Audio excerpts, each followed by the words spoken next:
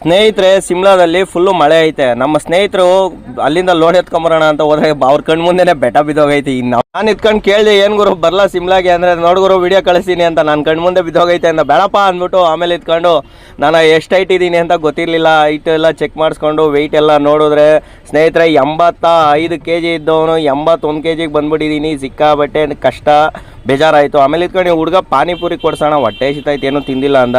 ಸರಿ ಆಯಿತು ಬಾರೋ ಅಂತ ಹೇಳಿದ್ರೆ ಒಂದು 10 ರೂಪಾಯಿ ಪಾನಿಪುರಿ ತಿಂದ, ಖುಷಿ ಆಯಿತು. ಮತ್ತು ಅದು ತೂಕ ವೆಯ್ಟ್ ಮಾಡಿರೋದು ಅದ್ರದ್ದು ಒಂದು 5 ರೂಪಾಯಿ ಕೊಟ್ಬಿಟ್ಟೆ, ಅವ್ನು ದುಡ್ಡು ಯಾಕೆ ನಮಗೆ ಅಂತ.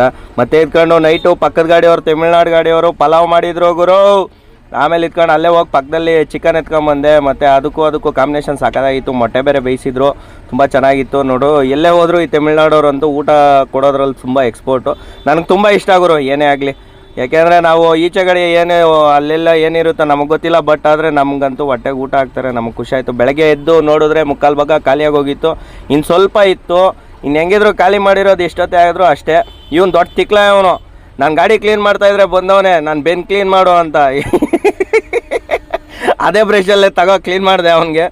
ಅವನು ಒಂಥರ ತಿಕ್ಲಾನೆ ಅವನು. ಆಮೇಲೆ ಇತ್ಕೊಂಡು ಪಕ್ಕದ ಗಾಡಿ ಅವ್ರದ್ದು ಬ್ಯಾಟ್ರಿ ಡೆಡ್ ಆಗಿಬಿಟ್ಟಿತ್ತು. 500 ರೂಪಾಯಿ ಅಂತ ಬ್ಯಾಟ್ರಿ ಸ್ಟಾರ್ಟ್ ಮಾಡೋಕ್ಕೆ. ಬೇರೆಯವ್ರ ಹತ್ರ 700 ರೂಪಾಯಿ ತಗೊಂತೀನಿ, ಏನೋ ನಿಮ್ಮ ಹತ್ರ 500 ರೂಪಾಯಿ ತಗೊಂತೀನಿ ಅಂತ ದೊಡ್ಡದಾಗಿ ಬಿಲ್ಡಪ್ ಕೊಡ್ತಾಯಿದ್ನು. ನನ್ನ ಮಗನೇ ಹಿಂಗಾದರೆ ಆಗಲ್ಲ ಅಂದ್ಬಿಟ್ಟು ಬಾ ಟೀ ಕೊಡಿಸು ಅಂತ ಹೇಳಿ ಬರಲಿ ಅಂದ್ಬಿಟ್ಟು ಹೋಗಿ ಟೀ ಎಲ್ಲ ಕುಡ್ಕೊಂಡು.